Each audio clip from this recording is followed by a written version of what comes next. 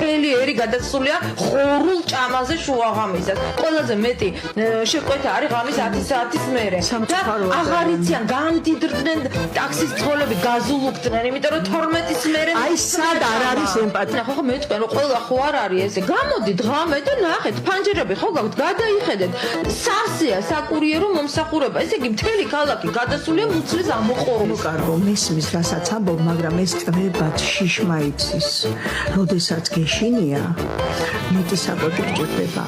მაძღარს მშიერიც მაძღარი ეგონაო, ამბობს ერთი ქართული ანდაზა და მართალიც ყოფილა. მშიერი ხალხი და მით უფრო მშიერი ბავშვები მაძღარი პროპაგანდისა და მაძღარი ჩინოვნიკების თვალთახედვის არეში ვერ ხვდება. პროპაგანდა მათზე არაფერს გვიყვება და უფრო მეტიც ამტკიცებს, რომ მთელი ერი მუცლის ამოყრვაზეა გადასული. დიდი ბრიტანეთის მიერ დასანქცირებულმა პროპაგანდისტებმა ხომ უფრიალეს მშიერ ხალხს ფუნტებით ხვერწინ, დიდრები და დანაღრებულები ვართო. პრინცი ენდრიუსგან განსხვავებით არ ვარ მე ეპშტეინის კუნძულზე ნამყოფი, მაგრამ ხელფას მაინც ფუნტებში იუმორი, ჩემო კარგებო, იუმორი, ყველაფერი კარგად იქნება. მიყვარხართ. აფრიალებულ ფუნტებს მიღმა კი არსებობს რეალობა, რომლის მიხედვითაც ქვეყანაში თითქმის 400,000 ბავშვი სოციალურად დაუცველი ოჯახების ბაზაში ირიცხება და ეს რიცხვი წინა წელთან შედარებით 23,000-ზე მეტი ბავშვით არის გაზრდილი. იზრდება ფასებიც ყველაფერზე, როგორც პირველადი მოხმარების პროდუქტებზე, ისე ჯანდაცვაზე, საწვავზე, ელექტროენერგიაზეც კი და ყველანაირი გათვლებით უარესი ჯერ კიდევ წინ არის. ყველაფრის ირანის ომისთვის გადაბრალება კი ვერ გამოვა. ჩვენთან ფასები იზრდებოდა ბოლო წელიწადნახევარი, ასე ვთქვათ, ადგილობრივი მიზეზებით და არა იმ მიზეზებით, რომ პირობითად გაძვირდა ვაჭრობა, გაძვირდა ნავთობპროდუქტები, გაძვირდა რაღაცა სხვა იმპორტირებული პროდუქტი. შესაბამისად, აი ეს გარე შოკი ორ რეალობას ქმნის, ხო, ქართული ოცნებისთვის. ერთი რომ შეიძლება ყველაფერში დაადანაშაულო ახლა უკვე გარე ფაქტორები, პარო გავქნათ ხალხო, ასეთი პრამი ხდება მსოფლიოში, ფასები ყველგან იზრდება, მოიყვანო მაგალითები და აქედან გამომდინარე, ასე ვთქვათ, პასუხისგებლობისგან თავი აირიდო, მაგრამ ამას ემატება ახლა უკვე ამის მედლის მეორე მხარე არის ის, რომ უკვე ისეთი, ასე ვიტყოდი, ცუნამი ფასების ზრდის მოდის უკვე, ხო, რომ მოსახლეობას უკვე შეიძლება აღარ საინტერესებდეს, არც გარე ფაქტორი, არც შიდა ფაქტორი, არც კომისია, არც უსი, მას უკვე იმდენად დაუნძიმდეს რეალობა, რომ მას აღარ აინტერესებდეს ეს მიზეზები ქართული ოცნების მიერ მოყვანილი აღარ იყოს მისთვის რელევანტური და რეალობა ესეთია. ჩემი პროგნოზით წელს ფასების და მხოლოდ დაჩქარდება. ჩვენ ყველაზე დაბალი ზრდის ტემპი გვაქვს ამ ჩემი ვარაუდით. ამ თვეში, ამ წინა თვეში ჩვენ მარტის მონაცემები ვიცით და დაჩქარდება. ეს კრიზისი გარე მხოლოდ დასაწყისია. ყველა ამბობს, რომ ჯერ ამ ყველა საერთაშორისო ორგანიზაცია, რა ვიცი, ჩვენი ეროვნული ბანკიც კი ამბობს, რომ რისკის არის გაზრდილი, ფასები კიდევ უფრო გაზრდება და შესაბამისად ეს ჩავთვალოთ, რომ მთელი წლის მთავარი ეკონომიკური თემა შეიძლება იყოს ფასების ზრდა და ამაზე ჭირდება პასუხები ქართულ ოცნებას. პასუხები არ არის, ფასების კომისიამაც სრული კრახი განიცადა. რაც ყობახიძემ და მდინარაძის სუსმა მარკეტები მოიარეს, მას შემდეგ ყველაფერი კიდევ უფრო მეტად გაძვირდა. სოციალური პრობლემები ძალიან შესამჩნევი გახდა და ვინ უნდა აუჯანყდეს ყობახიძის შექმნილ კომისიას თუ არა დიმიტრი ხუნდაძე, ანუ ივანიშვილის გამოგონილი ოპოზიცია. არჩევნებამდე 2 წელზე მეტია დარჩენილი და პრობლემები იმაზე მეტია, ვიდრე ეს დრო იქნება საკმარისი მის მოსაგვარებლად. დემოგრაფიულ პრობლემებზე და ოჯახური ფასეულობების გაძლიერებაზე ხშირად საუბრობთ, მაგრამ კონკრეტული ინიციატივები არ ჩანს. ამიერკავკასიაში საქართველოს დემოგრაფიულად დაპატარავდა, რაც მის პოლიტიკურ წონადობას ამცირებს და საფრთხეებს ბევრი მიმართულებით ქმნის. ფასების შემცირებაზე არათუ საუბრობთ, არამედ საპარლამენტო კომისია შექმნით, 2 თვეა პარლამენტში სხდომებს მართავთ, მაგრამ ფასები იზრდება და ზოგჯერ ჩვენი გადაწყვეტილებით ამ ტენდენციებს ხელს ვუწყობთ. მაჟორიტარებზე რომ აჯანყდა დიმიტრი, მას შემდეგ ეს მისი ყველაზე დიდი აჯანყებაა. რეალურ ოპოზიციას რომ სოციალური პრობლემების თემა გამოსტაცოს მაგისთვისაა თუ რამე სხვა ტრიუქს გვთავაზობს ოლიგარქი, ეს მალე გამოჩნდება. მანამდე კი ფაქტია, რომ ჭირი თავს ვეღარ მალავს და ხალხის გაჭირვებით უკვე გამოცდილი ქოცებიც კი აღშფოთებულები არიან. ხალხი ვიხჩობით ბანკის ვალებში, ჯარიმებში და ახლა დაგვემატა და დენის ტარიფი. მე მყავს ეპილეფსიით დაავადებული და რომლის მედიკამენტი 240 ლარი ღირს, ერთი თვის საკმარისი. ამ დროს პენსია 400 ლარი. სიცხვილეა, სოფო ჩალი გავაგზერს. ესე არის ხალხი და უბრალოდ რა არის, უბრალო ხალხზე ზრუნვა უნდა იყოს პრიორიტეტი ნებისმიერი ხელისუფლებისთვის. არჩევნებს რისთვის ვატარებთ? რომ ვიქირაოთ ხელისუფლება, ვალდებულება, ხო, და პრიორიტეტი, მაგრამ ეხლა დღეს ვერ ვატყობენ, რომ ეს პრიორიტეტია, ხო? ადამიანი რომ მთავარი ღირებულება უნდა ყოფილიყო, იმ ქვეყანაში დღეს 700,000-ზე მეტი ადამიანი სოციალურად დაუცველთა ბაზაშია. გაირკვა, რომ ამ მშიერ ხალხს უფასო სასადილოებშიც კი ულუფის ფულს პარავდნენ. დანარჩენები კი ქვეყნის გარეთ არიან გადახვეწილები ოჯახის წევრების სარჩენად, თუმცა ქოცი მაინც ეკონომიკური ზრდით არის ამაყი, რომელიც მოქალაქეების კეთილდღეობაზე ამ დრომდე არასახულა და მომავალში ის მონაცემების გაუარესდება, რაც ახლა ქართულ ოცნებას უკრაინაში მიმდინარე ომზე პარაზიტირებით უჭირავს. რითი არსებობს ქვეყანა? არსებობს უკრაინაში მიმდინარე საომარი მოქმედების პარაზიტირებით. საქართველოს გახდა გამტარი და რუსეთის გადამრჩენი აი ამ მთელი ლეგალური თუ არალეგალური საქონლისა. საქართველოს ფინანსური სისტემა იქცა რუსული ფულის გამტარად და უზარმაზარ ხაბად. ჩვენი ბანკების მოგება 3.6 თუ 5 მილიარდი ლარი წარმოუდგენელია ისტორიაში არ ნახული. აქაც უკვე რუსული ფული შემოდის, ზოგი ლეგალური, ზოგი არალეგალური. ანუ ომის ასე ვთქვათ პროცესში რუსეთის ფაქტორი, რუსეთში მიწოდებული და რუსეთიდან შემოტანილი მათ შორის ფინანსური რესურსებით არსებობს ეს ქვეყანა და მათ შორის სხვადასხვა ეროვნული ბანკის რეზერვებიც, რომელიც გაიზარდა და ერთ-ერთი პოზიტიური რაც კი 2025-ში იყო რეზერვების დაიყო, სწორედ აი ამ რუსეთიდან შავი თუ თეთრი ფულის შედეგით მოხდა. როგორც კი ეს რუსეთის ფაქტორი გაქრება და მშვიდობა დამყარდება, დავინახავთ რომ არაფერი ხელჩასაკიდი ჩვენ არა გვაქვს, ვინაიდან ვართ მიტოვებული ყველასაგან და ყველასგან ზურგ შექცეული. ანუ და ამ იზოლაციის შედეგი კიდევ უფრო თვალსაჩინო გახდება უკვე 1 ან 2 წლის შემდეგ და 2 წლის შემდეგ ესენი სადიქნებიან ღმერთმა იცის და 2 წელი ამ ხელისუფლების პირობებში თუ გაძლო ქვეყანამ ესეც საკითხავია. საერთაშორისო ორგანიზაციები, მათ შორის სავალუტო ფონდი საუბრობს, რომ რა იქნება, ის ამბობს, რომ ყველა ქვეყანა, ვინც დღეს არის ბენეფიციარი, უნდა მოემზადოს პერიოდისთვის, როცა ეს დროებითი, მოულოდნელი, არამდგრადი ეკონომიკური აღმასვლა, თუ რა ვიცი, ბენეფიტი აღარ იქნება. და რეალობა არის ის, რომ ჩვენ ხვდებით აბსოლუტურად ჩემი გადმოსახედიდან მოუმზადებლები და ხვალ რო დასრულდეს ომი უკრაინაში, ჩვენ ძალიან ბევრს დავკარგავთ და თუ გაგრძელდა პირიქით კიდევ ომი ირანში და ახლო აღმოსავლეთში, კიდევ ერთი შოკი გარე დაემატება ისედაც ძალიან ლაბილურ და სუსტ საქართველოს ეკონომიკას, რომელიც არის ამ შემთხვევაში სტეროიდებზე, მე ესე ვამბობ, ჩვენ ვართ დღეს ომის სტეროიდებზე უკრაინის და რუსეთის. ომის სტეროიდებზე მყოფ ეკონომიკას ისიც ემატება, რომ პირდაპირ უცხოური ინვესტიციები არსაიდან ჩანს. დასავლეთისაგან იზოლირებულმა ქოცმა ქვეყანა ევროპული და ამერიკული ინვესტიციების გარეშე დატოვა, რაც ეკონომიკისთვის უდიდესი დანაკლისია. ეკონომიკის დანაკლისი კი პირდაპირ აისახება მოქალაქეზე. თუმცა უნდა ითქვას, რომ თავად ქოც მაღალ ჩინოსნებს ამით არაფერი დაკლებიათ. მათი მილიონები ფერარები და კორუფციული ფულით უზრუნველყოფილი ფუფუნება ადგილზეა. მილიარდები დავკარგეთ. უბრალოდ საჩუქარი დავკარგეთ, რომელიც შემოედინებოდა ქვეყანაში. საქართველოში დასავლური ინვესტიციებს ვერაზოს ვერ ჩაანაცვლებს აღმოსავლური. ვინ არის აღმოსავლური? რუსეთი, რომელიც თავად უმზიოს მდგომარეობაშია და ეს გამორიცხულია და დარჩა ვინ? ჩინეთი და არაბული სახელმწიფოები. ჩინეთი როგორც ინვესტორი საქართველოში არ ფიგურირებს. აქ არ არის ისეთი პროექტები, რომ ჩინეთმა რაღაც განსაკუთრებული ინტერესი გამოხატოს. 300 მილიონი დოლარის გარჩადო ანაკლის სპორტში. ჩინური ერთადერთი ინვესტიცია არის უალინგი. ერთადერთი ეს დიდი ინვესტიცია ეს არის ფინანსურ სექტორში, როდესაც შეეძინეს ბაზის ბანკი და შემდეგ ბაზის ბანკმა განცხადება დაიწყო, ახლა იყიდა ლიბერტი ბანკი და მანამდე ნაწილი იყიდა VTB ბანკისა. აი ეს და მოხდა. 1 მილიარდ დოლარამდეა დაახლოებით 40 წლის განმავლობაში და დამოკიდებლობის მოპოვებიდან თითქმის 40 წლის განმავლობაში ჩინური ინვესტიციები. ამიტომ აბსოლუტურად უიმედოა ამ ხრივ რაიმე შემოდინება ჩინეთიდან და ის არხები ჩინური იუანით ასე ვთქვათ ანგარიშწორების სისტემაში შეერთება და ასე შემდეგ ეს ძირითადად არის სათადარიგო აეროდრომი ივანიშვილის ასე ვთქვათ გასაქცევა და ამ შემთხვევაში გულისხმობ ფული რა უნდა დაჭირდეს უცბად დააკონვერტირებს და წავა იუანებში გადაიტანს და ეს ივანიშვილის მომსახურების ინსტრუმენტებია ვიდრე რაიმე ისეთი რომელიც ეკონომიკას გამოადგენს და ჩინეთი და არაბეთი.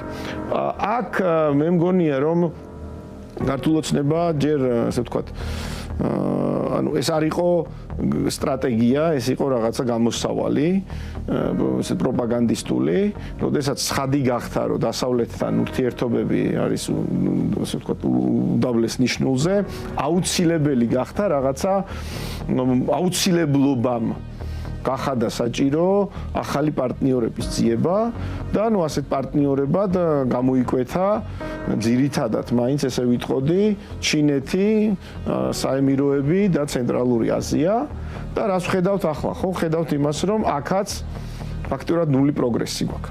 ჩინეთიდან არანაირი ინვესტიცია არ შემოდის ქვეყანაში. არაფერი არ მეტყველებს იმაზე, რომ ჩინეთმა შეამჩნია საქართველოს როგორც მისი სტრატეგიული პარტნიორი. ამაზე არანაირი მტკიცებულება არ არსებობს. დაახლოებით US თქმა შეგვიძლია საუდის არაბეთზე, ემირატებზე და აქ ყველაზე ნათელი ამის მაგალითია, ეს არის Eagle Hills-ის პროექტი, სადაც ბოლოს პირდაპირ მოუწია ირაკლი კობახიძეს იმის აღიარება რომ ის ინვესტიციად თulis მათ შორის თანხას, რომლითაც იყიდიან ემირატებიდან მდიდარი ემირატელები საქართველოში აშენებულ სახლებს. ანუ ფაქტიურად ჩათვალეთ მაშინ რომ ნებისმიერი პროექტი, სადაც უცხოელები ყიდულობენ საქართველოში სახლებს, ესეც გამოდის, რომ არის ინვესტიცია იმ ქვეყნებიდან. ხო, იმიტომ რომ აბსურდია ეს. ზარზეიმით დაანონსებული არაბული ინვესტიციაც სრული ბლეფი აღმოჩნდა. ლამის მილიარდის ღირებულების მიწის სანაცვლოდ რა ინვესტიცია შემოიტანა არაბულმა კომპანია Eagle Hills-მა ჯერჯერობით გაუგებარია და არსად ჩანს. კომპანიამ არაშენებული ბინების გაყიდვა უკვე დაიწყო და როგორც ჩანს, მათი მაქსიმუმი ეს არის. მოკლედ ბიზნესთვის არავინ არის და ეს ნაკლებად სადარდებელი იქნებოდა დასანქცირებული ოლიგარქის სრულ იზოლაციას ქვეყნის ბედი და მოქალაქეების კეთილდღეობა რომ არ ეწირებოდეს. მოკლედ ფული არსაიდან ჩანს დასავლეთიდან მოძულებულ კოდს იმედებს ჩინეთი და არაბები ვერ უმართლებენ. რუსეთს კი თავისი გასჭირვებია. Статистические данные показывают, что уже 2 месяца подряд სტატისტიკური მონაცემები აჩვენებს, რომ ორი თვეა მიყოლებით ეკონომიკური დინამიკა სამწუხაროდ დაბლა იწევს. თლიანობაში იანვარ-თებერვალში მთლიანი შიდა პროდუქტი შემცირდა 1,8%, ან 1,8%, რომელიც მართალია. მინუსში აღმოჩნდა გადამამუშავებელი და სამრეწველო დარგები და ასევე ისეთი სისტემურად მნიშვნელოვანი მიმართულება, როგორიც არის მშენებლობა. უარყოფითი დინამიკის მიზეზების შორის, როგორც სპეციალისტები ამბობენ, არის კალენდარული და ამიდის სეზონური ფაქტორები. წინა თათმირზე ვთქვით და კარგად ვიცით, რომ მიმდინარე წლის იანვარში 2 დღის ნაკლები სამუშაო დღე იყო, ვიდრე წინა თვეში. თებერვალში 1 ნაკლები სამუშაო დღე. ეს რა თქმა უნდა ობიექტური გარემოებებია, მაგრამ ნათელია, რომ მხოლოდ ეს ფაქტორები არ განსაზღვრავს ქვეყანაში საქმიან და საინვესტიციო აქტივობას. Это, конечно, объективные обстоятельства, но очевидно, что далеко не только они определяют деловую инвестиционную активность в стране. ამინდი მართლაც კარგი მიზეზია. კოცმა როგორ ვერ მოიფიქრა, მით უფრო რომ გაზაფხულის დასაწყისში საქართველოშიც მიეწყო წვიმიანი ამინდები. დაველოდოთ, ძალიან რომ გაუჭირდებათ, ამასაც იტყვიან. თან არც დასვენების დღეების ნაკლებობა გვაქვს. პუტინის ქმედებების გამეორება ხომ ივანიშვილის ხელისუფლების საყვარელი საქმიანობაა. ინვესტიციებს მივუბრუნდეთ. კიდევ ერთი საინვესტიციო ტყუილი ლიბერტი ბანკის გაყიდვა აღმოჩნდა. როგორც გაირკვა, არანაირი ინვესტიცია არ ყოფილა. რეესტრიდან ამოღებული დოკუმენტების მიხედვით ირკვევა, რომ Hualing ჯგუფმა მისი კუთვნილი ქონება ბანკში ჩადო. ხელშეკრულება 7 აპრილით თარიღდება. სწორედ ამ ბანკიდან აღებული ფულით იყიდა სავარაუდოდ ბაზის ბანკმა, რომლის დიდი ნაწილის მფლობელიც ჩინური Hualing ჯგუფია, ლიბერტი ბანკი. თავდაპირველად ოცნების მთავრობის დაპირება იყო ჩინური ინვესტიცია, როგორც ლიბერტი ბანკში, ისე ანაკლიის ღრმაწყლოვანი პროექტში, უნდა შემოსულიყო ჩინელები, უნდა განხორციელებულიყო ეს პროექტები, თუმცა არათუ არ შემოვიდნენ, საერთოდ განცხადება აღარ გაუკეთებია ამასთან დაკავშირებით ქართულ ოცნებას და ახლა ვიგებთ, რომ ხდება ბაზის ბანკისა და ლიბერტი ბანკის შერწყმა. და თან გვეუბნებიან, რომ ეს ის პროექტია, რომელზეც თავდაპირველად საუბრობდა ქართული ოცნების სპიკერები, ანუ ჩინური ინვესტიცია. სინამდვილეში რა ხდება? სინამდვილეში Huanling ჯგუფმა საკუთარი ქონება, დანაშთი ქონება ჩადო იპოთეკით TBC ბანკში, სხვადასხვა საფინანსო ინსტიტუტებში ადგილზე მოახდინა ფინანსური კაპიტალის და ფინანსების მობილიზება იმისთვის, რომ შეეძინა Liberty Bank. ამით ირკვევა მათ შორის ის, რომ არათუ არ შემოსულა ინვესტიცია საქართველოში, არამედ პირიქით რუხაძეს მისცემენ ამ კაპიტალს და ეს კაპიტალი ქვეყნიდან გავა. ფულის ქვეყნიდან გადინება ერთადერთი ნეგატივი არ არის ლიბერტის გასხვისებაში, რომელიც პროპაგანდისტული იმედის ყოფილმა მფლობელმა დასანქცირების შიშით მოიშორა. დიდი ალბათობით ეს გარიგება ბანკის მომსახურებასაც გააძვირებს იმ პენსიონერებისთვის, რომელსაც ივანიშვილი დაბალ პროცენტებს უფასო ფულს და კეთილდღეობას პირდება, აგერ უკვე მერამდენი წელია. დაპირება, რომ შემოვიდოდა ჩინური ინვესტიცია, რაც ცხადია საბანკო პროდუქტს გაიაფებდა და მათ შორის პენსიონერებს გაუიაფებდა სესხის პროცესს. სინამდვილეში ეს არ მოხდება და პირიქით, არათუ შეუმცირდება, არამედ გაეზრდება საპროცენტო განაკვეთი, ვინაიდან ბაზის ბანკმა Huanling ჯგუფთან ერთად მოახდინა ადგილზე არსებული ქონების დალომბარდება პირდაპირ გაგებით და აი ამ ფულით, ძვირი ფულით შეიძინა Liberty Bank, რაც ნიშნავს იმას, რომ Liberty Bank-ის ყველა პროდუქტი იქნება უფრო ძვირი და რაც ნიშნავს იმას, რომ ჩვენს პენსიონერებს უფრო მეტად გაუძვირდება საპენსიო სესხი, რაც არის ძალიან მძიმე და მათ შორის ართულებს იმ სოციალურ მძიმე ფონს, რომელიც არის ქვეყანაში. მაგრამ არ აუშავს სამაგეროდ ისედაც მილიონერი დეპუტატების და სხვა მაღალჩინოსნების ხელფასები გაიზარდა 2026 წლის დასაწყისში უკვე მერამდენით. ამავე წელს მთავრობამ გადაწყვიტა, რომ გლეხებს დახმარება აღარ სჭირდებათ. თან საარჩევნო წელიც არ არის. მაგალითად, ქობულეთში, გურიასა და სამეგრელოში, სადაც თხილის ბაღებია, მეთხილეების სუბსიდიას ვეღარ მიიღებენ. ასევე აღარ დაფინანსდება ხვნა-თესვის სამუშაო. გაჩერდა იმ პროგრამების ნაწილი, რომელიც სოფლის მეურნეობის გაძლიერებასა და გლეხების მხარდაჭერაზე იყო ორიენტირებული და ბიუჯეტიდან ფინანსდებოდა. პასუხი არც იმაზეა, თუ რატომ შეწყდა ამ ყველაფრის დაფინანსება. ბიძინა ივანიშვილი პირდებოდა სააკაშვილს და ეუბნებოდა, რომ მოგცემ მილიარდს და ავაღორძინოთ სოფელი. სააკაშვილმა თქვა უარი. აი ახლა ბიძინა ივანიშვილი ჩადებს მილიარდს სოფლის მეურნეობის აღორძინებაში. თითო სოფელს საქართველოში ერგება 5 მილიონი. მაგრამ ხვნა-თესვის დაფინანსების შეჩერება რა მოსატანია, როცა სასიკვდილოდ განწირული ბავშვების მშობლები წამალს ითხოვენ და არსაიდან ჩანს შველა. სახელმწიფოს უმოქმედობის გამო საქართველოში ყოველწლიურად იღუპებიან ლიუშენით დაავადებული ბავშვები. არჩევნებზე არ ვარ, მიშაზე არ მებიცია ხმა. ამგეს მივეცი ხმა, ამგეს და ეს მიკრავ შვილიშვილი. იმიტომ მივეცი ხმა, რომ ადამიანები ადამიანები ჩავარდა პოლიტიკა და ჟიერი ბავშვები, უწამლობით გარდაცვლილი ბავშვები, ხელისუფლების უპასუხისმგებლობას შეწირული ბავშვები, უბედურებების ჩამონათვალი ვრცელია. ვრცელია სოციალური პრობლემების სიაც. ამ პრობლემებზე ქოცი ჯერჯერობით დუმს, როგორც ჩანს, გამოსავალს ვერ პოულობს. არადა უნგრეთის მაგალითი წინ უდევს ორბანის მიმართ უკმაყოფილების მიზეზებს შორის მის ანტიდასავლურ რიტორიკასთან ერთად ერთ-ერთი მთავარი ფასები და სოციალური პრობლემები იყო. ორბანის მარცხის მიზეზი ის იყო, რაც არის დღეს ქართული ოცნების მმართველობის ასე ვთქვათ მთავარი დანაშაული. საერთაშორისო იზოლაცია და იზოლაციაში ექცეოდა უკვე ევროკავშირი ფაქტობრივად იქამდე მიდიოდა, რომ უკვე გაერიყა თუ შეიძლება ასე ითქვას ორბანი მისი პრორუსული და ანტიევროპული ნაბიჯების გამო და მეორე მხრივ ეკონომიკური პრობლემები, რომელიც შექმნა ორბანმა და ამ პრობლემების გადაჭრის ლოზუნგით მოვიდა ოპოზიცია, რომელმაც გაიმარჯვა. ანუ ეკონომიკურ ფაქტორს ჰქონდა უდიდესი მნიშვნელობა.